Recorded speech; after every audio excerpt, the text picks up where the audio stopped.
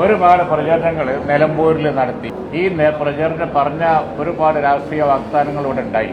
അത് ആർക്ക് സീരിയസ് ആയിട്ട് നടപ്പാക്കാൻ കഴിയും, ഞങ്ങൾക്ക് കഴിയും എന്ന് പറയാനാണ് ഞങ്ങളിന്ന് കൂട്ടായി ഇരുന്നത്. കാണുമ്പോൾ ഞങ്ങളെ കണ്ടിട്ട് നിങ്ങൾക്ക് അങ്ങനെ തോന്നുന്നില്ലേ? അതൊന്ന് കൊടുത്താൽ മതി. അതാണ് ഇന്നത്തെ വാർത്ത. ഓക്കെ,